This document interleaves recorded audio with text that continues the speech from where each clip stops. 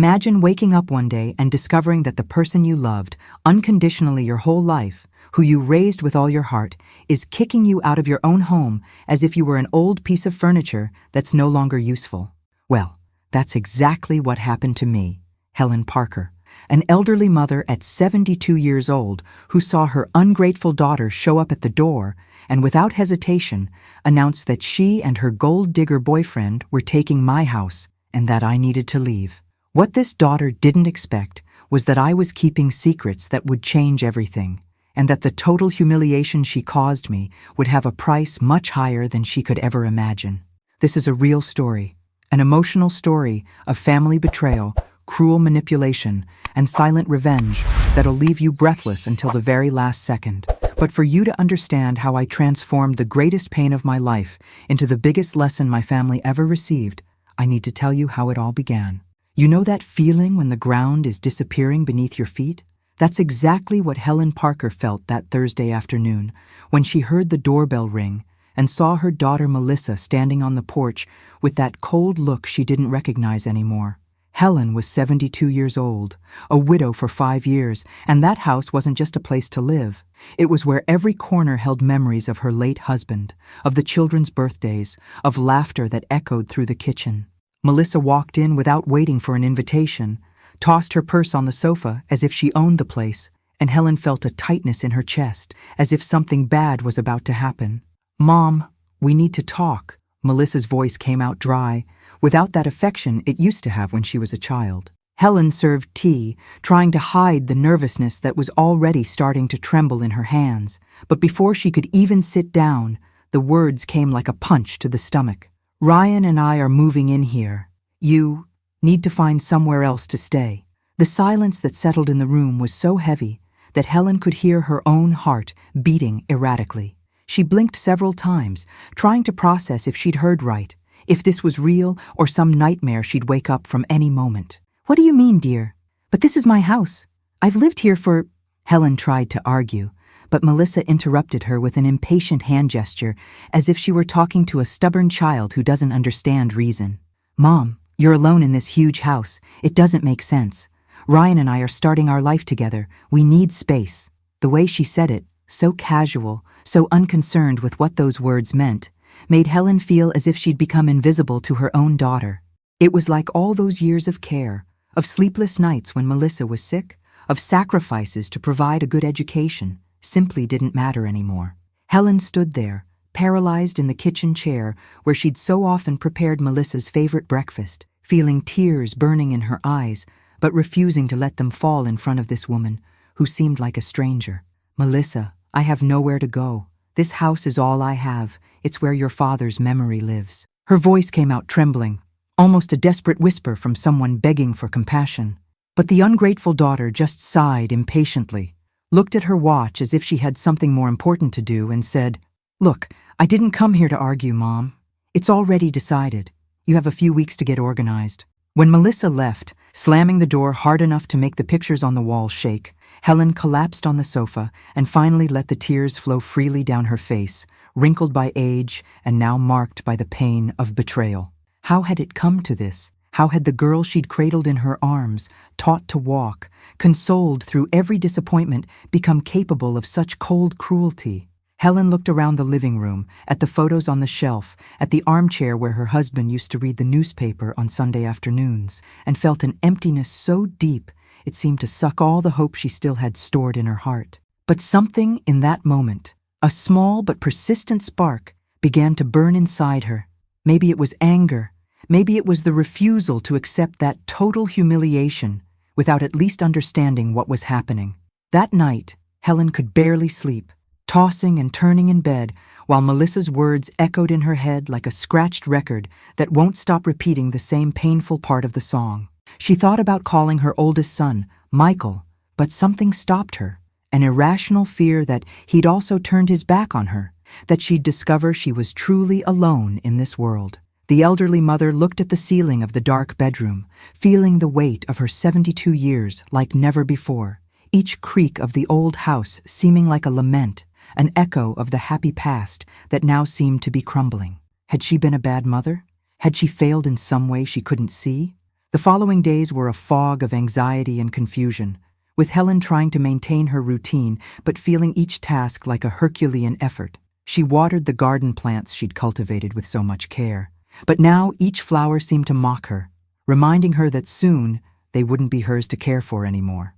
She prepared lunch alone, ate in silence, washed dishes looking through the kitchen window at the backyard where the children used to play, and wondered where she'd gone wrong in raising her children.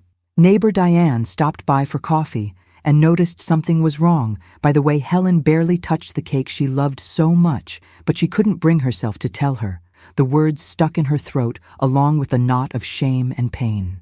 Melissa didn't call once during that week, didn't send a message, didn't show up to explain better or soften the blow she'd delivered to her own mother. Helen found herself obsessively checking her phone, hoping her daughter would take it back, would say it had been a misunderstanding, a moment of madness, anything that would make this nightmare end. But the phone remained stubbornly silent, and with each passing day, reality was settling in like an unwanted guest who refuses to leave. She tried to convince herself that maybe Melissa was right, that maybe she really was too old to take care of that big house alone. But something inside her screamed that this was wrong, very wrong. On Sunday morning, when Helen woke up with sunlight streaming through the bedroom window, she received a message from Melissa that made her stomach turn. "Mom, I organized a family dinner tonight at your house. Arrive at 6 p.m. The way it was written, like an order and not an invitation, as if the house was no longer Helen's, sent a wave of nausea rising up the elderly mother's throat. She had the feeling that something was about to happen, something that would change everything in a way she still couldn't comprehend, but that she already felt in her gut like a dark omen hanging in the air before a devastating storm. And you know when your instinct is screaming that things are going to get worse before they get better? Well, Helen's instinct was more than right. Helen arrived at her own house at 6 in the evening and found it strange to see so many cars parked on the street. Michael's, the neighbors, even some she didn't recognize. Her heart was already racing before she even opened the door, and when she entered, she found the living room full of people. The grandchildren running through the hallway, Michael talking to Ryan on the sofa, neighbors she'd known for decades sitting at the table she herself had set hundreds of times. Melissa was in the kitchen, commanding everything as if she were the homeowner, and when she saw her mother, she just nodded, without even a smile or a hug. Helen felt that familiar tightness in her chest, that feeling of invading a space that should be hers, but that suddenly seemed to belong to someone else. Dinner began with pleasant conversation, the grandchildren's laughter, the sound of silverware against plates, everything apparently normal, but Helen felt the tension in the air as if it were something palpable, almost suffocating. She could barely eat.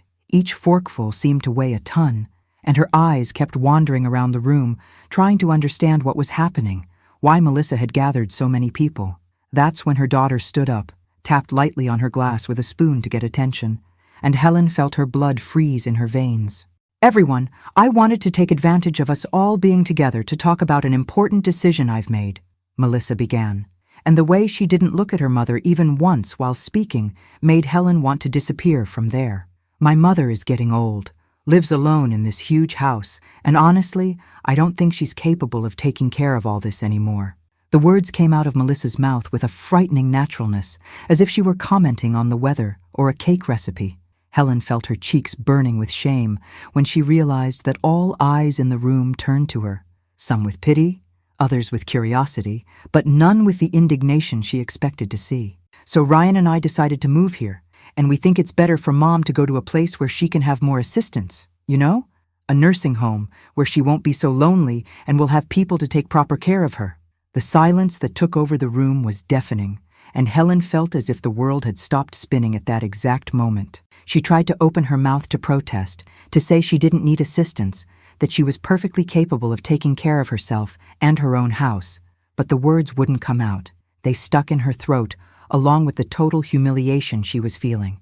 Michael avoided her gaze, staring at his empty plate with exaggerated attention, and that's when Helen realized her son already knew everything, that he'd probably been consulted beforehand and hadn't done anything to prevent this situation. The neighbors exchanged uncomfortable glances, not knowing what to say, and Helen wanted to scream, to cry, to do anything that would break that oppressive silence that was suffocating her. "Melissa, dear, I think this is something you should have discussed in private. Neighbor Margaret's voice came out low, almost an embarrassed whisper, but it was enough to make Melissa roll her eyes impatiently.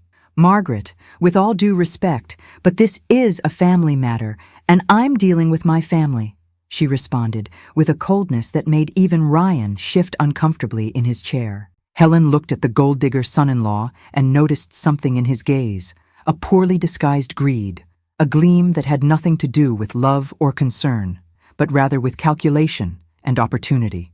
It was at that moment that a pang of suspicion began to grow inside her, still small, but persistent, like a seed planted in fertile soil. The grandchildren, who until then had been playing oblivious to the adults' tension, began to notice something was wrong when they saw their grandmother with tears in her eyes. Little Sophie, only 6 years old, approached Helen and asked with that devastating innocence of children, "Grandma, why are you crying? Are you really leaving?" Helen tried to smile, swallowed the cry that threatened to explode, and caressed her granddaughter's face with trembling hands. "Don't worry, my love. Grandma will be fine," she lied, because how do you explain to a child that her mother is committing an unforgivable cruelty? How do you put into simple words that sometimes the people who should love us are the ones who hurt us most? Melissa continued talking about the plans she had for the house, about how she was going to renovate the guest room, about how Ryan needed an office to work, and each word was like a stab to Helen's heart. She was there, sitting at the table her late husband had built with his own hands, listening to her ungrateful daughter distribute the house's rooms as if they were game pieces, as if Helen had already died and they were just dividing the inheritance. Michael finally looked at his mother, and Helen saw something like guilt in his eyes, but he looked away too quickly, too cowardly to face what he was helping to do.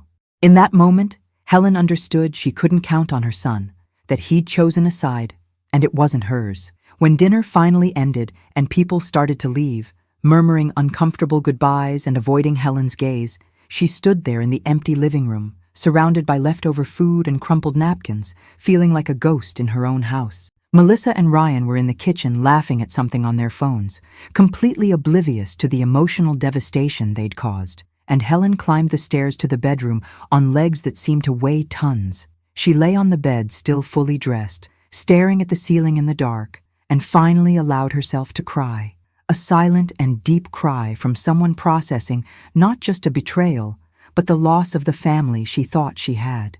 But while tears soaked the pillow, something began to change inside her, a cold, calculated anger that replaces sadness and whispers that maybe, just maybe, this emotional story hadn't reached its end yet. The next morning, Helen woke up with swollen eyes and a throbbing headache, but there was a new determination inside her. She needed to talk to Michael, needed to make her son understand the absurdity of what was happening. She picked up the phone with still trembling hands and dialed the number she knew by heart, hoping her oldest son's voice would bring some comfort, some sanity to this nightmare her life had become. Michael answered on the third ring, with that half-sleepy voice of someone who hadn't had coffee yet, and Helen felt momentary relief hearing a "Hi, Mom," that sounded almost normal, almost affectionate. She took a deep breath, trying to organize her thoughts, trying to find the right words to explain what she was feeling, without seeming dramatic or exaggerated. "Michael, son, I need to talk to you about what happened yesterday at dinner." Helen's voice came out firmer than she expected, but still carried that pleading tone she hated in herself. On the other side of the line, Michael made a sound that could be a sigh or just a noise from someone who already knew exactly what the conversation would be about. "Mom, I know it was hard for you, but," he began, and Helen interrupted him before he could finish with some rehearsed justification. "Hard? Michael, your sister humiliated me in front of everyone. She's trying to kick me out of my own house." The words came out louder than she intended, loaded with all the frustration and pain she'd swallowed the night before. There was a long pause on the other side, and Helen could hear her son's breathing, could imagine him running his hand over his face in that typical gesture of when he was uncomfortable with a situation. "Look, Mom, I understand you're upset, but maybe Melissa has a point. You're alone in that huge house, and let's face it, you're not getting any younger." Each word Michael said was like an additional betrayal, a brick being placed in the wall rising between them. Helen felt her legs weaken and had to sit in the kitchen chair, that same one where she'd received the devastating news days ago. "Michael, I'm not invalid. I don't need a nursing home. I just need my children to respect me," she said, and hated the pleading tone that came back to contaminate her voice. "Mom, nobody's disrespecting you. Melissa's just thinking about your well-being, and honestly hers too. She has the right to build her life, doesn't she?" The way Michael spoke, putting Helen as the selfish one in the story, made something break inside her. It wasn't just her heart, it was the illusion that she'd raised children who cared about her. Helen closed her eyes, feeling the hot tears streaming again, and asked with a voice that could barely come out, "And where do I fit in this whole equation, Michael? Where are my rights? My feelings?" His answer came too quickly, too automatically, as if it had been programmed by his sister. "Mom, it's better if you just move forward and don't create confusion in the family. It's already decided." Those words, "it's already decided," echoed in Helen's head like a final sentence, as if she were just a spectator in her own life, with no voice or vote in decisions that directly affected her. She tried to argue a bit more, tried to appeal to memories of when he was a child, of how she'd been there in every important moment of his life, but Michael was already impatient, already making excuses to hang up. "Mom, I need to go. I have a meeting soon. We'll talk later, okay?" And before Helen could say anything else, the call was ended, leaving only the silence and the sound of her own labored breathing in the empty environment. The elderly mother sat there, holding the phone as if it were a lifeline that had just revealed itself to be dead weight. It was in that moment, in that deafening silence of the kitchen where so many family meals had been prepared, that Helen understood with devastating clarity she was completely alone. The children she'd raised, whom she'd loved unconditionally, whom she'd put before herself in every important decision, had turned their backs when she needed them most. She looked around the house, at every corner that held memories of a lifetime, and wondered how she'd reached this point, how she'd become so disposable in the eyes of her own offspring. The loneliness she felt in that moment was different from the loneliness of being widowed. It was deeper, crueler, because it came from a conscious choice by people who should love her. Helen stood up slowly, her legs still shaky, and went to the window overlooking the garden where the children used to play. She saw the flowers she'd planted with so much care, the rusty swing still hanging from the old tree, and felt a mixture of nostalgia and bitterness that almost suffocated her. Had she been that bad as a mother? Had she failed so spectacularly that her children didn't feel even a drop of gratitude or compassion? She tried to remember some moment when she'd been cruel or negligent with them, but all she could see were memories of love, of sacrifice, of sleepless nights caring for them when they were sick, of giving up her own dreams to ensure they had a better life. The afternoon passed in a blur of confused thoughts and contradictory emotions, with Helen wandering through the house like a lost soul, touching objects that suddenly seemed to have new meaning, an urgency to be memorized before they were torn from her. She thought about calling Diane, the only friend she had left, but the shame of admitting that her own children had abandoned her was too great. How do you tell someone you've become a burden in the lives of the people who should care about you most? How do you put into words the feeling of being discarded, like an old piece of furniture that's no longer useful? Helen sat on the living room sofa, hugged a pillow as if it were a shield against the world, and let the crying come once more. But now it was a different cry, more resigned, as if she were beginning to accept a reality she didn't want, but that seemed inevitable. When the sun began to set and the house was taken over by long, melancholic shadows, Helen heard the sound of a car in the garage, and her heart raced. It was Melissa arriving, probably with more orders, more ultimatums, more humiliations disguised as maternal concern. Helen mentally prepared herself, tried to raise the emotional defenses that seemed to have been completely destroyed in the last 24 hours, but knew she no longer had the strength to fight. The ungrateful daughter would get what she wanted, would take the house, and Helen had nowhere to run and no one to turn to. But a little voice deep down, so small it could barely be heard, whispered that maybe, just maybe, there was still something she could do. She just needed to figure out what, before it was too late. Helen barely had time to process the frustrating conversation with Michael when she heard the unmistakable sound of something heavy being dragged across the front porch. She went to the window and felt her stomach turn. Melissa and Ryan were unloading boxes from a truck, piles and piles of cardboard marked with thick marker, and they hadn't even had the decency to warn her they'd be coming that day. The elderly mother went down the stairs as fast as her legs allowed, her heart beating erratically, and opened the door with a force she didn't know she still had. "Melissa, what's happening here?" The question came out more like an accusation, loaded with all the indignation that had accumulated in recent days. But her daughter didn't even look up from the boxes she was organizing. "Oh, hi, Mom. We're starting to bring our things, since we're moving in here." The naturalness with which Melissa said it, as if she were commenting on the weather, made Helen feel a wave of heat rise up her face. It was anger. It was disbelief. It was the feeling of being run over by her own life. "But I didn't authorize this.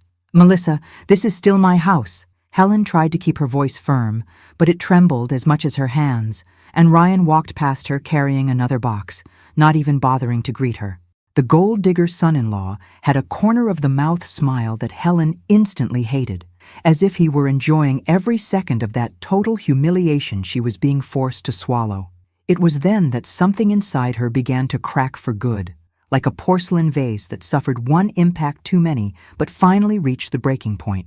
"Mom, stop being dramatic. You haven't paid anything for this house in years. I'm the one who supports everything here, so I have every right to live here with my boyfriend." Melissa's explosion was so sudden and so cruel that Helen took a step back, as if she'd been slapped in the face. The words cut deep, not just because of the blatant lie. Helen received a pension from her late husband and always contributed to the bills, but because of how her daughter spat them out, as if their entire history together was worth nothing. Helen opened her mouth to defend herself, to show the receipts that proved her contribution, but realized it wouldn't help. Melissa had already created a narrative in her head, a version of the story where Helen was the ungrateful villain and she the sacrificed heroine. And worse, she believed this story with every fiber of her being. Ryan came in again, this time carrying a lamp that Helen recognized. It was from his mother's house. She'd seen it in photos Melissa had shown. They really were moving in for real. It wasn't a threat or a bluff. It was a plan in execution. And Helen was standing there in her own living room, watching her life being packed in boxes and redistributed as if she no longer existed. "Melissa, please, can we sit down and talk about this like adults?" Helen's voice came out small, vulnerable, and she hated the pleading sound it carried, but she was desperate. Her daughter sighed with that exaggerated impatience of someone dealing with a stubborn child. "There's nothing to talk about, Mom. You can stay in the guest room while you look for a place, but you need to be quick. Ryan and I need the space." It was at that moment, hearing that she could stay in the guest room of her own house, that Helen felt something shatter definitively inside her. It wasn't just the house she was losing. It was dignity, respect, the illusion that family meant something beyond cold and convenient blood ties. She climbed the stairs in silence, each step seeming like a mountain, and locked herself in the bedroom she'd shared with her husband for decades. There, surrounded by memories of a love that had been real, that had been kind, Helen finally allowed reality to hit her with full force. Her children didn't want her, didn't respect her, and she truly had nowhere to go. Tears came forcefully, wetting the pillow that still held the faint scent of the perfume her husband used, and she cried not just for the house, but for everything it represented. During the following hours, while she heard the sound of boxes being dragged, furniture being moved, Melissa and Ryan laughing and planning as if Helen had already left, the elderly mother made a decision. She wasn't going to stay there as an unwanted guest in her own house, wasn't going to give Melissa the satisfaction of seeing her beg or humiliate herself more than she'd already been humiliated.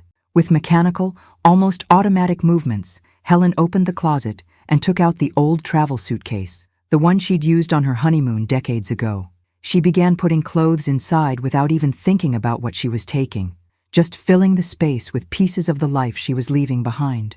Each piece of clothing she folded seemed to weigh tons, loaded with the meaning of defeat, of surrender. Helen took some family photos, of the children when they were small, of the marriage, of happy birthdays, and stuffed them in the suitcase between the clothes, as if she could take the good memories and leave the bad ones behind. She looked around the room, at the dresser where she kept the jewelry her husband had given her, at the chair where she used to sit to read, at the window overlooking the garden she'd cared for with so much love, and felt a tightness in her chest so strong she needed to sit on the bed to catch her breath. How had it come to this? How had an emotional story of love and family transformed into this nightmare of rejection and cruelty? She wanted to wake up and discover it was all just a bad dream, but the noise downstairs was too real, too painful. When she finished packing, 3 suitcases in total, with the essentials of an entire life reduced to a few kilograms of fabric and paper, Helen went downstairs for the last time as the owner of that house. Melissa was in the kitchen, reorganizing the cupboards, and didn't even look up when her mother passed. Ryan was on the sofa, his dirty feet on the coffee table Helen had always cared for so carefully, messing with his phone as if he'd been in his house for years. "I'm going to stay at Diane's for now," Helen announced, and hated how her voice sounded small, defeated. Melissa just made a vague gesture with her hand, something between goodbye and whatever, and that was it. No hug, no apology, no minimal demonstration that any of this had emotional weight for the ungrateful daughter. Helen dragged the suitcases to the sidewalk, her back aching with the effort, and called Diane with trembling fingers. Her friend answered on the first ring, and just hearing Helen's voice was enough to understand something was very wrong. "Dear, what happened?" Diane asked with that genuine concern that made Helen's tears come back with full force. "Diane, I need a place to stay, just for a few days, until I get organized." The shame of having to ask for help was almost as great as the pain of being kicked out, but Diane didn't hesitate. "Come here now. You can stay in the garage. I turned into a little room, for as long as you need." Those simple words, that basic demonstration of human compassion, made Helen realize how much she'd surrounded herself with the wrong people and neglected the right ones. While waiting for Diane to arrive with the car, Helen looked one last time at the house where she'd lived the best and now the worst memories of her life, and wondered if she'd ever be able to forgive what had happened there. The little room in Diane's garage was small, but clean and welcoming, with a single bed, an old dresser, and a small window overlooking the backyard garden. Helen put the suitcases on the floor and sat on the bed, the mattress sinking with her weight, and for the first time in days felt she could breathe without someone judging or rushing her. Diane had made tea and left it on the bedside table, along with a note that said, "I'm here if you need to talk," and that simple gesture made Helen realize how starved she'd been for basic kindness. She spent the first days there in a fog of sadness and confusion, waking up in the middle of the night not knowing where she was, her heart racing with the memory of everything she'd lost. But it was on the morning of the 4th day, when she finally gathered the courage to start organizing her things, that something unexpected happened. Helen was emptying the first suitcase, folding clothes and putting them in the dresser drawers, when her hands touched something hard and metallic at the bottom, hidden among the winter coats she'd brought. It was a memory box she'd grabbed hastily from the house, that carved wooden box her husband had made for her on their 20th wedding anniversary, where she kept old letters, faded photos, and small sentimental treasures. Helen opened it carefully, as if opening a time capsule, and the smell of old paper and lavender invaded her nostrils, bringing a wave of nostalgia so strong she needed to blink several times to contain the tears. It was while rummaging through the yellowed letters and photos of when the children were small that her fingers found something cold and small, hidden in the false bottom of the box. It was a key, old, bronze, with ornate details she recognized immediately. Helen's heart jumped in her chest, and she stood there, holding that piece of metal as if it were a precious treasure, because in a way it was. That was the key to the safe she and her husband had installed in the bedroom closet years ago when he was still alive and worried about keeping important documents secure. Helen had completely forgotten about that safe after her husband died. The pain had been so great that she'd avoided touching his things, and over time, the safe's existence had simply left her mind, buried under layers of grief and routine. But now, holding that key, Helen felt something she hadn't felt in days: curiosity, and perhaps, just perhaps, a tiny spark of hope. The problem was that the safe was still in the house, in the closet of the bedroom now being occupied by Melissa and Ryan, and the idea of going back there, of facing her ungrateful daughter again, made Helen's stomach turn. She sat on the bed, spinning the key between her fingers, debating with herself whether it was worth the embarrassment and pain of having to step into that place that didn't want her anymore. But something stronger than fear began to grow inside her, a need to know what was in that safe, an intuition that maybe there was something there she needed to see, something important her husband had stored and she'd forgotten. Diane knocked on the door at that moment, bringing toast with jam, and found Helen with a determined expression she hadn't seen in days. "Diane, I need to go back to the house," Helen announced, and her friend almost dropped the plate in shock. "Dear, are you sure? After everything that—" But Helen interrupted her with a hand gesture, showing the key as if it were important evidence. "There's a safe there, with documents my husband and I kept. I need to see what's inside." Diane looked at the key, then at Helen's determined expression, and nodded slowly. "Then let's go together. You're not going to face that girl alone." The simple solidarity of those words made Helen feel she wasn't completely helpless, that she still had someone on her side, even if it wasn't her own blood. The two planned to go the next day in the morning, when Melissa would probably be at work, thus avoiding another painful confrontation. On the arranged morning, Helen woke up with a queasy stomach from nervousness, but there was also a new determination, a backbone that seemed to have strengthened during those days of solitary reflection. Diane drove to the house that had been Helen's for decades, and when they stopped in front, the elderly mother felt a sharp pang of pain, seeing how everything already looked different. There was a new sign on the door, different curtains in the windows, as if the house was being rapidly transformed into something unrecognizable. Helen used the key she still had, and that Melissa apparently hadn't changed, out of laziness or carelessness, and entered the place that should be her home, but that now felt like enemy territory. Her heart was beating so hard she could hear the blood pulsing in her ears. The house was empty and silent, with boxes piled everywhere and furniture out of place, as if a hurricane had passed through and reordered everything according to a logic Helen didn't recognize. She went up the stairs with Diane right behind her, each step creaking familiarly under her feet, and went straight to the master bedroom. The door was ajar, and what Helen saw inside made her heart squeeze. The bed was different, with sheets she'd never seen. There were Ryan's clothes thrown on the chair where her husband used to sit, and the smell of the environment had changed. It was no longer hers, no longer home. But Helen swallowed the emotion and went straight to the closet, opening the doors with hands that trembled only a little now, strengthened by the mission she had in mind. The safe was there, hidden in the upper right corner of the closet, behind some boxes Melissa had stacked without even noticing what was there. Helen needed to climb on a stool to reach it, and Diane held her by the waist, afraid she'd fall. But finally her fingers touched the cold metal of the safe door. She inserted the key, turned it slowly, and heard the satisfying click of the lock opening, a sound that seemed to echo for eternity in that silent room.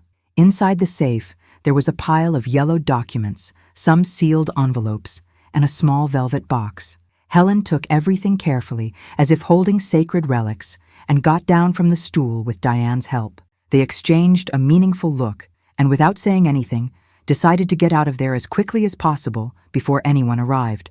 Back in the little room in the garage, Helen spread the documents on the bed with anxious hands, and that's when her eyes fell on a paper that made the world stop spinning. It was the property title of the house, dated decades ago, and the name registered as sole owner wasn't Melissa's, nor was it shared with the children as Helen had vaguely imagined. It was just hers, Helen Parker, registered at the registry office after her husband died and left everything to her in his will. The elderly mother read and reread that document, the words dancing in front of her eyes while their meaning slowly settled in, like a dawn that begins with a thread of light and gradually floods everything.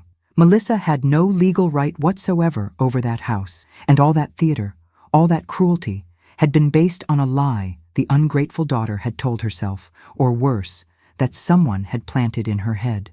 Helen spent the rest of that day studying each document she'd taken from the safe, her hands trembling with each new discovery she made. Besides the property title, there were insurance policies, certificates, and even an updated will her husband had made months before dying, leaving everything explicitly clear. The house was Helen's, and only hers, until she decided otherwise. How had Melissa convinced herself she had any right over that property? How had her daughter had the audacity to kick her own mother out of a place that legally belonged only to her? Helen felt a mixture of anger and something bordering on relief. At least now she had weapons to defend herself, had concrete proof that she wasn't a confused old woman being dramatic, but a woman whose rights were being violated. Diane came into the room with more tea. Her friend seemed to believe tea solved everything, and maybe she was right, and found Helen surrounded by papers with an expression that mixed determination and confusion. "Did you discover something important?" her friend asked, sitting on the edge of the bed, and Helen showed her the property title with hands that still trembled slightly. "The house is mine, Diane. Only mine. Melissa has no right over it whatsoever." The words came out loaded with a mixture of relief and indignation, and Diane took the document, read it carefully, and a slow smile began to form on her face. "So that girl is committing property invasion, technically speaking." The way Diane said it, so casual but so accurate, made Helen give a half-hysterical, half-relieved laugh, the first genuine laugh she'd had in weeks. But while the two talked about what to do with that information, Diane suddenly went quiet, biting her lower lip in that way she had when thinking about something delicate. "Helen, there's something I need to tell you, but you're not going to like it." Her friend's serious tone made Helen's stomach turn, because after everything she'd been through, she didn't know if she could handle another emotional bomb. "I have a friend who works at the police department, and the other day, when you told me about Ryan, this boyfriend of Melissa's, his name kept echoing in my head." Diane paused, as if gathering courage to continue, and Helen felt a chill run up her spine. "So I asked her to do a discreet check on his history, just as a precaution, you know?" What Diane revealed in the following minutes made Helen's blood freeze in her veins. Ryan Mitchell wasn't just an ordinary boyfriend interested in starting a life with Melissa. He had an extensive criminal record of financial scams, manipulation of vulnerable women, and even some accusations of property fraud that had never reached conviction for lack of sufficient evidence. He had a pattern. He approached women who had some type of property or inheritance, won their trust, and after installing himself in their lives, began to manipulate the situation to take financial advantage. "There was a case in Nebraska 3 years ago," Diane continued, reading from a paper she'd printed, "where he convinced a woman to put the house in his name, promising marriage, and then disappeared with the property title and sold everything." Helen felt nausea rising in her throat as she processed that information. Melissa wasn't just being an ungrateful and cruel daughter. She was being manipulated by a gold-digger man who had probably seen the elderly mother as an obstacle to be removed in his path to getting that property. Suddenly, many things began to make sense. Ryan's rush to move in, the way he was always whispering things in Melissa's ear, the way he looked at the house as if it were already his, that satisfied smile Helen had hated from the first moment. He'd planted in her daughter's head the idea that Helen was a burden, that she had rights over the house, and Melissa, perhaps blind to what she thought was love, had bought that story without questioning. "Diane, I need to tell Melissa about this," Helen said, already picking up the phone, but her friend gently held her hand. "Dear, do you really think she'll believe you, after everything that's happened?"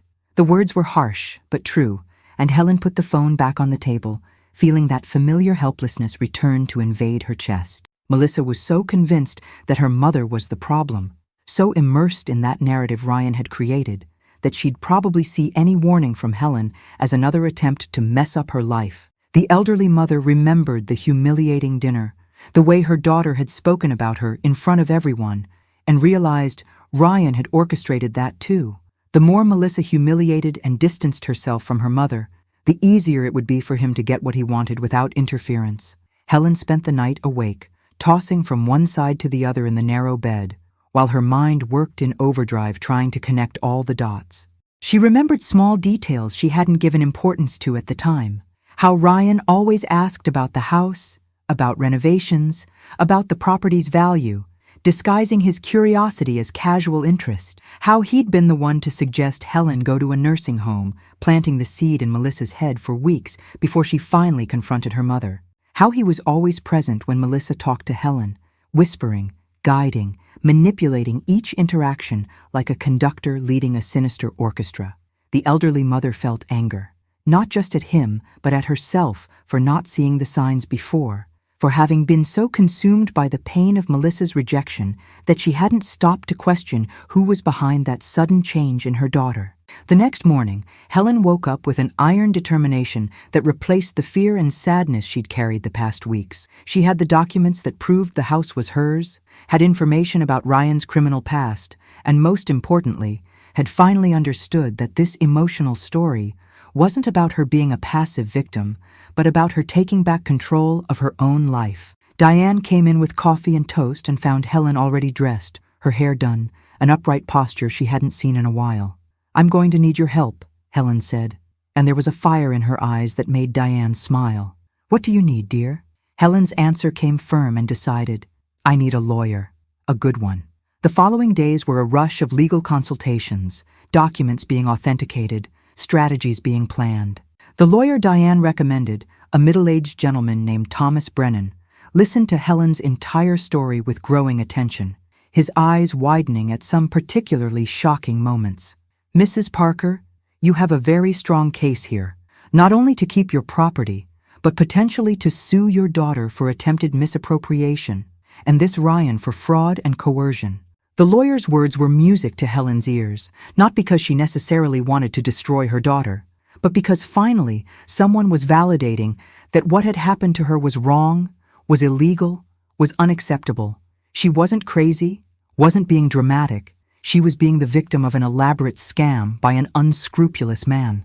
While Thomas prepared the necessary legal documentation, Helen made another decision that herself from weeks ago would never have had the courage to make. She asked Thomas to alter her will, removing Melissa and Michael from the house's direct inheritance and putting the grandchildren as beneficiaries, with a specific clause that prevented the parents from having access or control over the property until the grandchildren reached adulthood.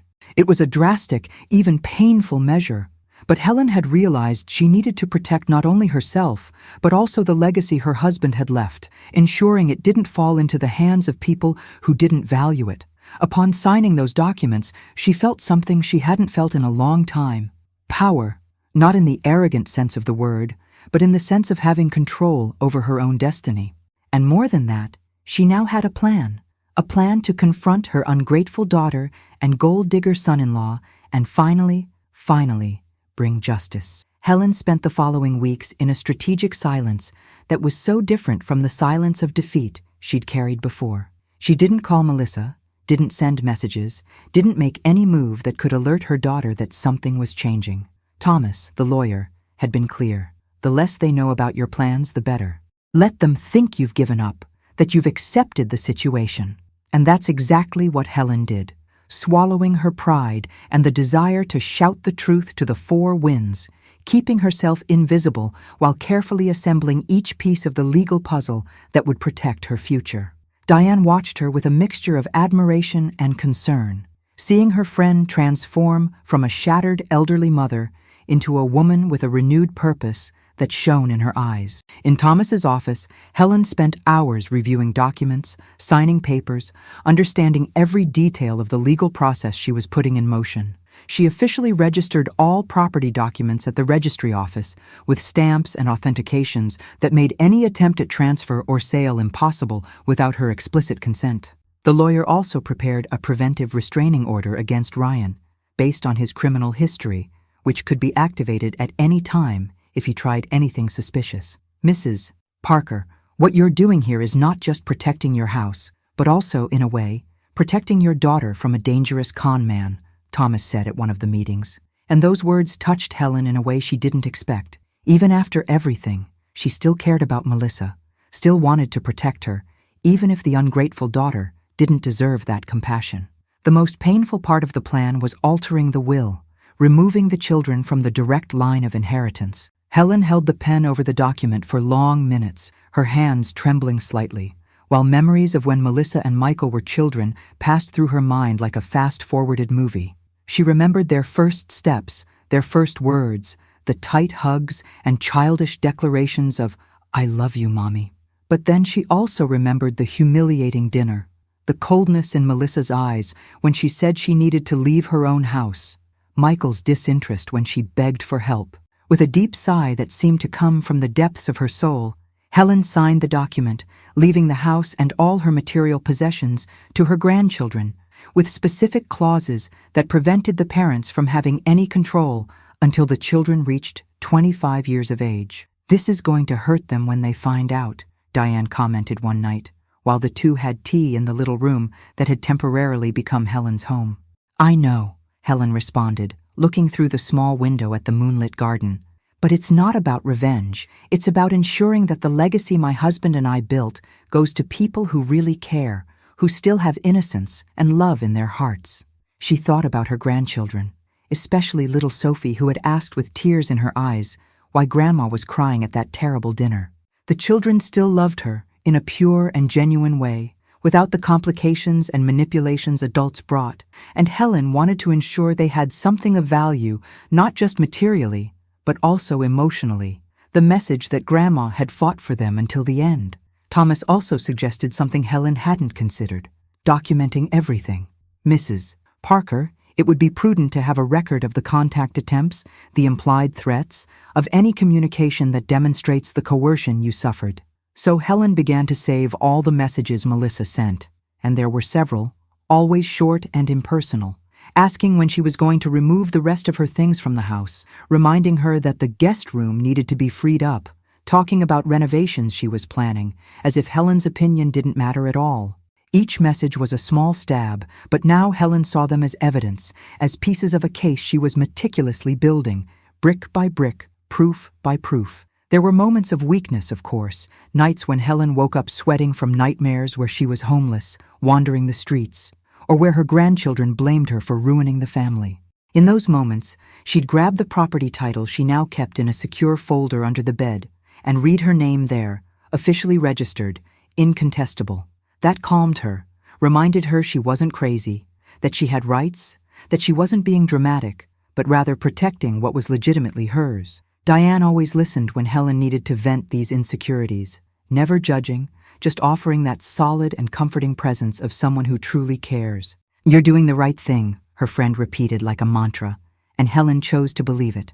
One afternoon, Helen received a call from Michael, the first in weeks, and her heart raced before even answering. "Mom, Melissa told me you're living with Diane. This is temporary, right?" His voice sounded uncomfortable, as if he were fulfilling a social obligation rather than really caring. Helen took a deep breath, remembering Thomas's advice not to reveal anything, and responded with a voice she managed to keep neutral. "For now, yes, Michael. I'm getting organized." There was a long pause, and then he said something that made her blood boil. "Look, Mom, I think you should really consider going to one of those specialized places. Melissa showed me some really nice ones with activities and everything." Helen closed her eyes, counting to 10 mentally, and simply said, "I'll think about it," before hanging up, her hands trembling with contained rage. That call was the final push Helen needed to be absolutely certain she was doing the right thing. Her children had really given up on her, really thought she was a problem to be solved, an inconvenience to be removed in the most efficient way possible. There was no love there, no respect or gratitude, just the cold convenience of someone who wants to get rid of a burden. Helen went back to Thomas's office the next day and asked him to expedite all possible processes. "I want everything to be ready for when I decide to confront them. I want every I dotted, every T crossed. There can't be any loopholes for them to contest." The lawyer nodded with approval, impressed with the transformation of this woman who had entered his office weeks ago, shattered and lost, and who now stood there with her spine straight and eyes full of determination.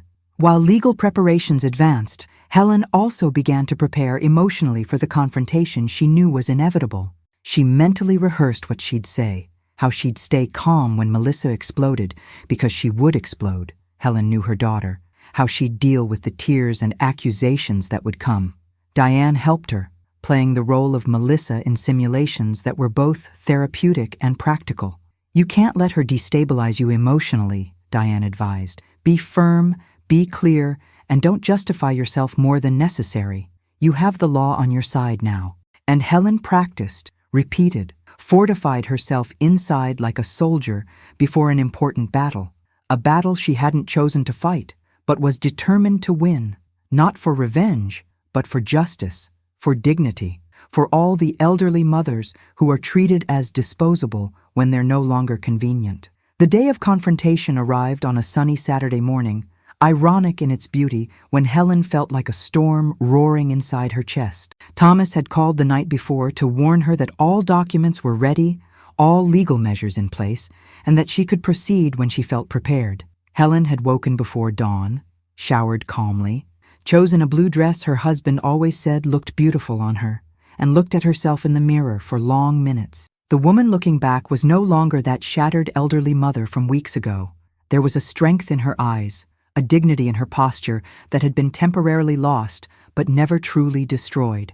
Diane had insisted on going along, but Helen had gently refused. "This is something I need to do alone." Helen arrived at the house that was legally hers exactly at 10 in the morning, the time Melissa had scheduled to bring a moving crew to reorganize the furniture, in a typical message where she hadn't even asked her mother's opinion. There was a moving van parked on the street, and Helen's heart accelerated, but she forced her steps to continue firm down the sidewalk. She still had the key and opened the door with hands that trembled just a tiny bit, entering the living room where she found a scene that made her blood boil. Melissa was pointing at the furniture, giving orders to the moving workers, and Ryan was sitting on the sofa as if he were king of the castle, working on his laptop with that air of ownership that made Helen want to scream. It was little Sophie who saw her first, shouting "Grandma!" and running to hug her legs, innocent of all the tension that was about to explode in that room. "Mom, what are you doing here?" Melissa's voice came out sharp, surprised, as if Helen were invading a space that wasn't hers. The ungrateful daughter had a clipboard in her hand, clearly in the middle of planning structural changes to the house, and there was a moment of tense silence while the moving workers stopped working, sensing something important was happening. Helen took a deep breath, squeezed the purse where the folder with all the documents was, and said with a voice she managed to keep firm, "I came because this is still my house, Melissa, and we need to talk." Ryan looked up from his laptop, those calculating eyes fixing on Helen with an intensity that made her feel an unpleasant shiver up her spine. He exchanged a quick look with Melissa, some kind of silent communication that Helen intercepted and understood. They were coordinated, were a team against her. "Mom, we already talked about this. You need to accept that." Melissa began with that tone of forced patience she used when she thought she was dealing with someone difficult, but Helen interrupted her, her voice coming out louder and firmer than she'd planned. "No, Melissa, you need to accept some things." Helen walked to the coffee table, emptied her purse, and placed the folder right there, in the middle, where everyone could see. The documents inside seemed to pulse with importance, and she saw Melissa's expression change from irritation to something that looked like nervousness. "What is that?" her daughter asked, already moving forward to grab the folder, but Helen was faster, opening it herself and taking out the property title, holding it in the air as if it were a battle flag. "This here is the property title of this house, registered only in my name, only mine." The words came out clear, cutting, and Helen saw the color drain from Melissa's face as the information was being processed. Ryan slowly got up from the sofa, that smug smile quickly disappearing, replaced by a poorly disguised expression of alarm. "This means, my dear daughter, that you have no legal right whatsoever over this property. You are, technically, invading my house." The silence that settled in the room was so profound that Helen could hear the sound of her own heartbeat, and even the moving workers had stopped completely, looking from one to the other as if watching a dramatic movie unfold in front of them.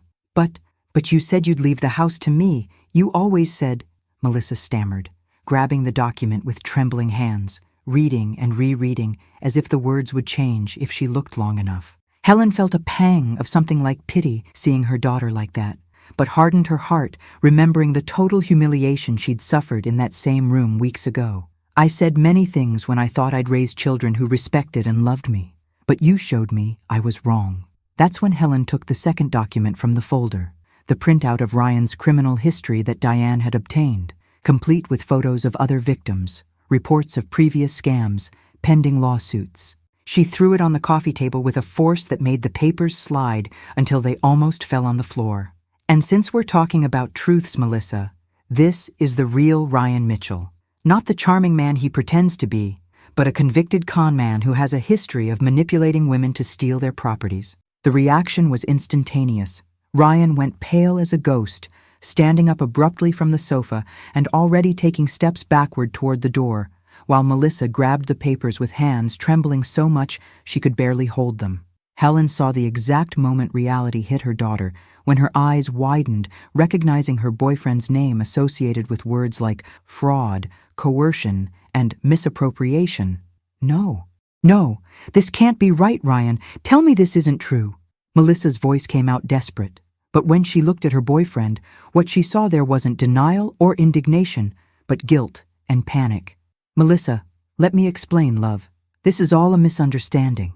These women were—" Ryan began to get tangled in his own lies, taking more steps backward, and that's when Michael appeared at the door, arriving to help with the move as he'd promised his sister. He froze seeing the scene, his mother standing in the middle of the room with a battle expression, Melissa pale and trembling with papers in hand, Ryan trying to escape, and the moving workers watching everything slack-jawed. "What's happening here?" Michael asked, and Helen turned to him, extending a copy of the property title she'd prepared especially for her son. "I'm showing your children that your mother isn't a confused old woman who can be discarded when convenient." Michael took the document, read quickly, and Helen saw something like understanding and shame pass over her son's face. He looked at Melissa, then at Ryan, who was practically pressed against the wall, trying to make himself small, and then at his mother, with an expression Helen couldn't completely decipher. "Mom, I didn't know that," he began. But Helen raised her hand, not wanting to hear excuses now, not when she still had so much to say. "Ryan here convinced your sister that I was a problem, that this house should be hers, all so he could eventually get his hands on it. You two were so quick to discard me that you didn't even stop to question who was whispering these ideas in your ears." The words came out harsh, cutting, and Helen saw tears begin to stream down Melissa's face, but they weren't tears of repentance yet. They were of shock and confusion. I just wanted to build a life, Mom. I didn't know that." Melissa tried to explain, but her voice died when Ryan suddenly made a desperate attempt to flee, pushing one of the moving workers and running toward the door. Michael, in a reflex that surprised even himself, blocked the exit, and the two men stood there face to face while Ryan calculated his options and clearly realized he didn't have many. "Do you want to leave through the front door with dignity, or would you prefer I call the police to escort you?" Helen asked with an icy calm that impressed even herself, and Ryan, seeing he was cornered, muttered something inaudible and ran out the door Michael had opened, practically flying down the stairs and getting into a car parked further ahead. In seconds he'd disappeared, leaving behind only the echo of betrayal and the emotional mess he'd created. The silence that took over the room after Ryan fled was so heavy it seemed to suck the air from everyone's lungs present there. Melissa had collapsed on the sofa, still holding the documents about her ex-boyfriend's criminal past, her hands shaking so much the papers made a sound like dry leaves in the wind. Helen watched her daughter with a mixture of feelings so complex she couldn't even identify them all. There was anger, yes, but also pain, disappointment, and strangely, a remnant of that maternal compassion that had never been completely extinguished. Michael was standing near the door, pale, looking from his mother to his sister, as if finally understanding the magnitude of what had happened, the role he'd played in turning his back when Helen needed them most. The moving workers, sensing this was no longer their place, began quietly collecting their tools, murmuring something about coming back another day. "Melissa, look at me." Helen's voice came out firm but not cruel, and when the ungrateful daughter finally raised her tear-reddened eyes, what she saw there made her heart squeeze. It was no longer the cold and calculating woman from the humiliating dinner, but a shattered person, confused, beginning to process how she'd been manipulated. "Did you really think I was going to let you take me out of my own house, that I'd simply accept being discarded after everything I did for you?" Helen's words weren't a scream, but they carried a weight that seemed physical, palpable, filling every corner of that living room. Melissa opened her mouth to speak, but only a sob came out, and she covered her face with her hands, her shoulders shaking with the cry that had finally found release. It was a different cry from the earlier nervousness. It was the cry of someone realizing the extent of their own mistake. Michael finally moved, taking hesitant steps toward his mother, and Helen saw in his eyes something she hadn't seen in a long time. Recognition, perhaps, or the beginning of a painful understanding. "Mom, I'm sorry. I didn't realize you were being—" He tried to form the words, but they came out truncated, jumbled by the shame that was finally settling in. Helen looked at her oldest son, at this man she'd raised, whom she'd taught to ride a bike, to read, to be decent, and wondered where she'd failed so spectacularly that he'd found it acceptable to abandon her when she was being wronged. "You should have believed in me, Michael. You should have been my son when I needed it, not your manipulated sister's lawyer by a con man." The words were harsh, but they needed to be said, and Helen saw them hit their target when Michael recoiled as if he'd been slapped. I thought Melissa was just... Michael tried to justify himself, but Helen raised her hand, too tired to hear excuses that didn't change anything that had happened. That's when Melissa finally managed to speak, her voice coming out hoarse and broken between sobs.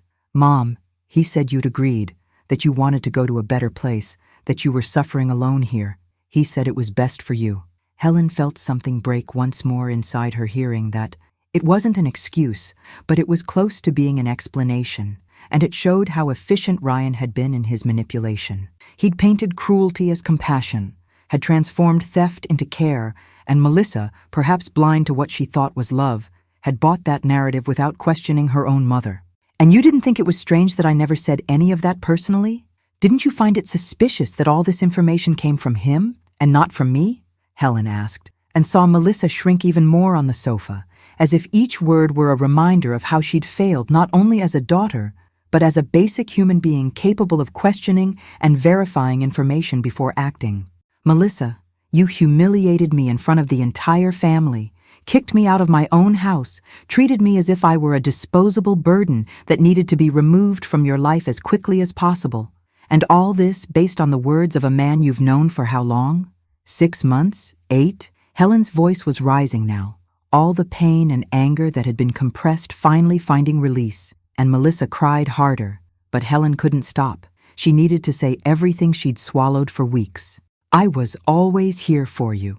The words came out loaded with an emotion so deep that Helen felt her own voice tremble, the tears she'd held so firmly finally threatening to fall. "When you were sick, when you failed that important test, when your first boyfriend broke up with you, and you thought the world would end, I was here. I was always here." Helen needed to pause, clear her throat, force the cry back to where it came from. "But you treated me like a weight, like something that needed to be discarded so your life could continue. And the only thing I did, the only thing I always did, was love you unconditionally." The silence that followed those words was different from the previous one. It wasn't tense or heavy, but respectful, as if even the universe was stopping to absorb the weight of that truth. Melissa lifted her face from her hands, and what Helen saw there was pure devastation, not just for the scam she'd almost suffered, but for the growing realization that she'd hurt her own mother in a way that might never be completely healed. "Mom, how was I so stupid? How didn't I see?"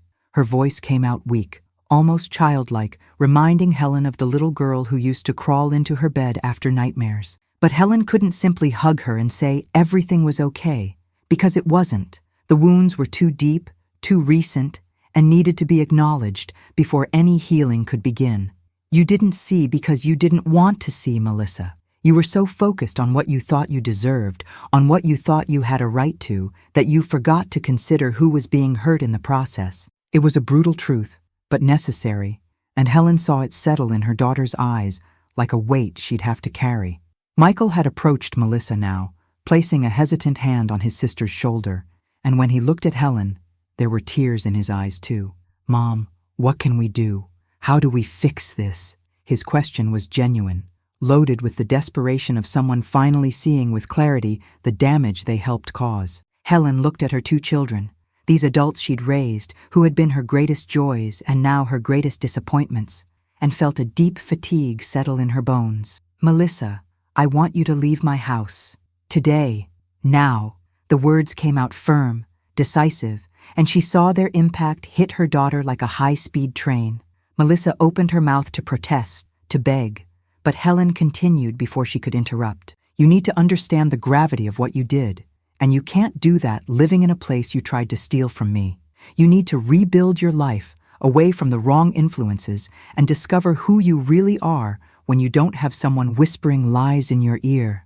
Helen pulled another document from the folder, a copy of the altered will, and placed it on the table with a gesture that seemed final. "And yes, I changed my will. The house goes to your children, to my grandchildren, when I'm gone.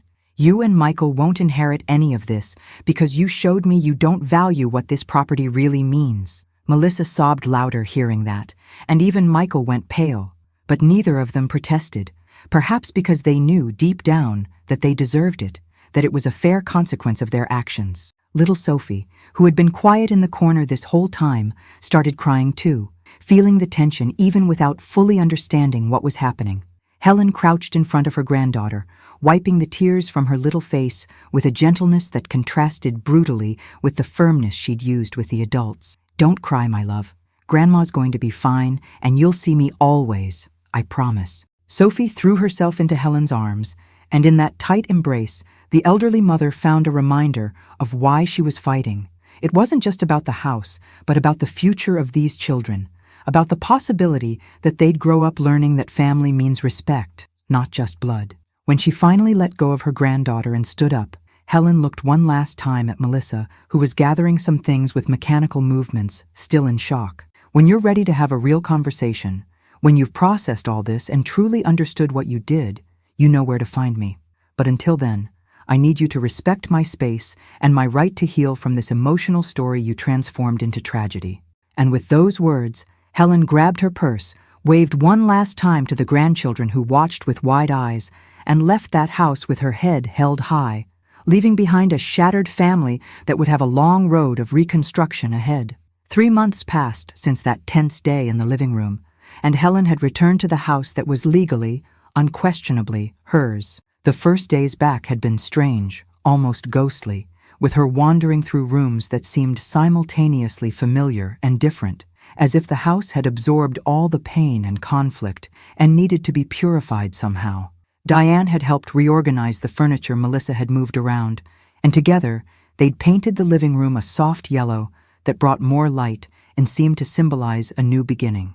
Helen had put new photos on the walls, of the grandchildren mainly, but also some old ones of her and her husband, reminders of times when love was simple and genuine, not complicated by manipulation and self-interest. The house was slowly becoming a home again, not just a disputed property.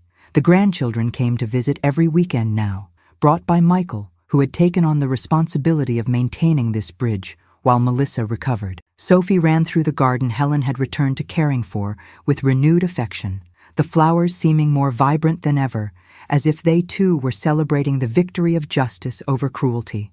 The oldest grandson, Tommy, 12 years old, had started helping Helen with small repairs around the house, and in those quiet moments working together, she saw in him the good boy his father had been before getting lost along the way. "Grandma, you're the strongest person I know," Tommy had said once while they fixed the backyard fence, and those simple words had made Helen cry tears of joy, the kind of crying that heals instead of hurts. Michael came too, sometimes alone, bringing apologies that Helen accepted with caution and clear conditions. "I can't just forget what happened, Michael, but I can forgive if you show me with actions, not just words, that you understood where you went wrong." And her son was trying. She saw that in the small gestures, in the regular calls asking if she needed anything, in the way he truly listened now when she spoke, in the way he'd started questioning his own decisions instead of just going with the flow. It was slow progress, even painful, but it was progress, and Helen had learned to value each small step toward healing. She didn't know if they'd return to having the relationship they had before. Probably not, because lost innocence is rarely recovered. But maybe they could build something new, something more honest, based on mutual respect instead of just family obligation. Melissa was the most complicated case, the deepest wound that was still far from completely healing. Her daughter had started therapy, Helen learned through Michael, trying to process not just the abusive relationship with Ryan, but also the toxic patterns she'd developed without realizing. She'd sent some letters, not impersonal text messages like before, but handwritten letters, pages and pages of apologies, of acknowledgement of the harm she'd caused, of awkward attempts to explain without justifying. Helen read each one carefully, alone in her room with hot tea, and sometimes cried, sometimes got angry again, but always kept the letters in a special drawer, because they represented some kind of effort, some attempt at a bridge over the abyss that had opened between them. She still hadn't responded. She wasn't ready, and had the right not to be, but she also hadn't thrown the letters away, and that meant something. On a particularly beautiful spring afternoon, Helen was in the garden watering the roses when she heard the gate creak. She turned, expecting to see Michael with the children, but who was standing there, hesitant and clearly nervous, was Melissa. Her daughter had lost weight, looked older somehow, with dark circles betraying badly slept nights and a posture that no longer had that unconscious arrogance from before. They stood there looking at each other for long seconds, time seeming to stretch and compress simultaneously, and Helen felt her heart do that complicated thing hearts do when love and hurt coexist in the same space. "Hi, Mom," Melissa said finally, her voice coming out soft, almost a whisper loaded with uncertainty. Helen put the watering can on the ground, wiped her hands on her apron, and responded with careful neutrality. "Melissa, I know I don't have the right to be here, but I needed to see you in person, needed to say looking in your eyes that I'm sorry, really sorry." The words came out rushed now, as if Melissa had rehearsed but was forgetting the script, and Helen saw tears beginning to form in her daughter's eyes. "I ruined everything, Mom. I was cruel, ungrateful, and worst of all, I let someone convince me you were the problem when you were always the solution. You were always the one who held me when I fell, and I pushed you." Melissa covered her face with her hands, and Helen felt something move in her chest. It wasn't complete forgiveness yet, but it was the beginning of a softening, a crack in the protective armor she'd built around her wounded heart. Helen approached slowly, each step measured and deliberate, and when she got close enough, she saw Melissa was trembling. "Look at me," she asked, and when her daughter lowered her hands, Helen saw there not the cold woman from the humiliating dinner, but someone genuinely broken and trying to pull herself together. "I can't pretend everything's okay, because it's not. You hurt me in a way I didn't know was possible, and it's going to take a long time before I trust you again." The words were harsh but necessary, and Melissa nodded vigorously, accepting each one as deserved. "But," Helen continued, and saw hope ignite in her daughter's eyes, "I also love you, even when I don't want to, even when it hurts. And if you're truly willing to do the difficult work of becoming a better person, I'm willing to give you a chance. One chance, Melissa, not several." The two stood there in the garden, not hugging yet, because that would be rushing a process that needed time, but also not pulling away, maintaining that delicate space where healing begins. "It's going to take time," Helen warned, wanting it to be clear there would be no instant magical solutions. "It's going to take time, and it's going to hurt, and there will be moments when I look at you and remember everything that happened, and I'll get angry again. Are you prepared for that?" Melissa nodded, wiping tears with the back of her hand. "I'll do whatever it takes, Mom. I'll prove I can be the daughter you deserve, even if it takes the rest of my life." And there was something in her voice, a sincerity Helen hadn't heard in a long time, that made the elderly mother believe that maybe, just maybe, this emotional story could still have a different ending than it seemed destined to have. Weeks later, on a sunny Sunday afternoon, Helen looked through the kitchen window and saw a scene that made her heart swell with something like contentment. In the backyard, the grandchildren ran through the garden while Michael fixed the old swing that had broken. Melissa sat on the grass, teaching Sophie to make a flower crown, and Diane had come too, bringing that lemon cake Helen loved. It wasn't perfect. There were still tensions, difficult conversations that needed to happen, wounds that remained sensitive to the touch, but it was real, it was honest, and it was a beginning. Helen went out with a tray of lemonade, and when Melissa looked at her and smiled, a small but genuine smile, without the falseness or manipulation from before, Helen felt something adjust inside her, as if the universe was slowly returning to its axis. Diane approached, placing an arm around Helen's shoulders, and the two stood there watching the family that had been shattered and was now trying to rebuild itself. "You did it," Diane whispered, and Helen shook her head slowly. "We did it. I wouldn't have survived this without you." It was true.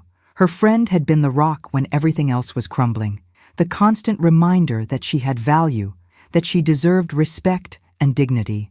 Helen looked around the property she'd fought so hard to keep, but realized it wasn't about the bricks and wood. It never had been. It was about what the house represented, memories, legacy, and now, the lesson that sometimes you need to fight for the people you love, even when those people are the ones hurting you, not for them, but for yourself. Later that night, when everyone had gone home and the house was quiet again, Helen sat on the porch with a cup of tea, watching the stars beginning to appear in the dark sky. She thought about everything that had happened, the pain, the betrayal, the fight, And finally, the first delicate signs of reconciliation. Diane had said something before leaving that kept echoing in Helen's head. Sometimes we need to lose almost everything to understand what really matters. And it was true, Helen thought, taking a sip of the cooling tea. She'd almost lost the house, the family, her own dignity, but in the process had discovered a strength she didn't know she had learned to establish boundaries, to demand respect, to not accept less than she deserved. And maybe, in the end, that had been the most valuable lesson of all, that love without respect isn't real love, and that family isn't just about being together, but about how you treat people when you're together. Helen looked at the illuminated house behind her, her sanctuary that had almost been stolen, but was now secure, and smiled to herself, because she knew that no matter what the future brought, she'd proven she was stronger than anyone, including herself, had imagined. And that's how I learned that sometimes we need to lose almost everything to understand what really matters. It wasn't easy, and the scars are still here. But today, I look at my grandchildren playing in the garden I almost lost, and I know I fought for the right thing. Dignity is priceless, and nobody, not even your own children, has the right to treat you as disposable. This emotional story taught me that love without respect isn't real love, and that family isn't just about blood, but about how you treat people when you're together. And you, have you gone through something like this? Have you ever felt that someone in your own family betrayed or devalued you? What would you do if you were in my place? Would you forgive or cut contact definitively? Tell me in the comments, because I'd love to know your opinion. And if this real story touched your heart somehow, if you felt anger, sadness, or hope along with me, subscribe to the channel and turn on notifications so you don't miss other emotional stories that bring life lessons and make us reflect on our own choices and relationships. Because in the end, we all deserve to be treated with dignity, no matter how old we are. Until the next story.